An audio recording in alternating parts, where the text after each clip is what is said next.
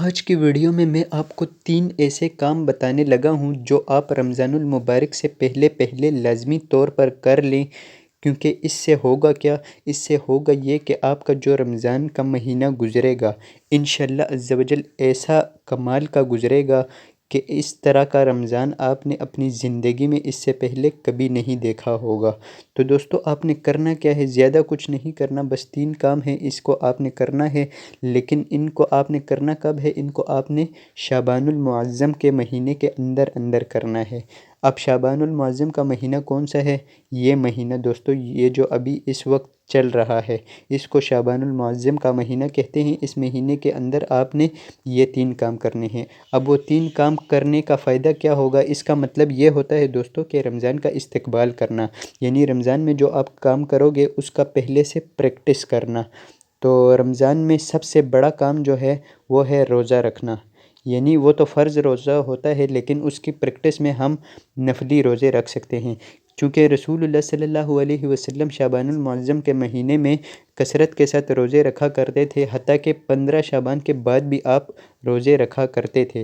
لیکن رسول اللہ صلی اللہ علیہ وسلم نے امت کو اس لیے منع فرمایا کہ اگر کوئی کمزور ہو تو وہ نہ رکھے، یعنی اگر آپ طاقتور ہیں اور 15 شعبان کے بعد روزے رکھ کر پھر رمضان کے بھی 30 روزے آپ رکھ پاؤ گے تو آپ کو چاہیے کہ ابھی سے روزے شروع کر دیں۔ اور رمضان کی دوسری بڑی عبادت جو ہے وہ تراویح کی نماز ہے، یعنی وہ نماز جس میں قرآن پاک پڑھا جاتا ہے عشاء کی نماز کے بعد، اس کو نماز تراویح کہا جاتا ہے دوستو۔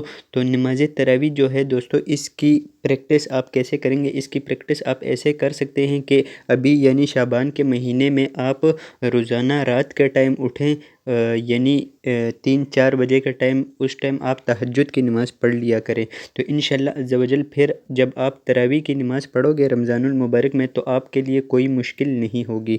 اور تیسرا کام جو آپ نے کرنا ہے دوستو، تیسرا بڑا کام یہ ہے اور سب سے امپورٹنٹ کام بھی یہی ہے دوستو کہ آپ نے اپنے آپ کو گناہوں سے بچانا ہے، کیونکہ رمضان المبارک کا مہینہ ہوتا ہی اسی لیے ہے تاکہ آپ گناہوں سے بچ سکو۔ تو دوستو اگر ہم شعبان المعظم کے مہینے سے ہی گناہوں سے بچنے کی پریکٹس شروع کر دیں گے تو انشاءاللہ عز و جل رمضان المبارک کا مہینہ آنے تک انشاءاللہ عز و جل ہم گناہوں سے بچ چکے ہوں گے، یعنی گناہوں کی جو عادت ہے وہ ہماری ختم ہو چکی ہوگی، اور رمضان کا پورا مہینہ بھی اگر بچیں گے تو انشاءاللہ عز و جل بہت ہی اچھا ہو جائے گا۔ تو بس دوستو میں آپ کو یہی بتانا چاہتا تھا، یہ جو 3 کام میں نے آپ کو بتائے ہیں ان کو آپ نے پابندی کے ساتھ اور لازمی طور پر کرنا ہے۔ تو دوستو کیسی لگی آپ کو آج کی ویڈیو؟ کمنٹ سیکشن میں ہمیں ضرور بتائیے گا۔ ویڈیو اچھی لگی ہو تو ایک لائک کر دیجئے اور چینل کو سبسکرائب کرنا نہ بھولیں۔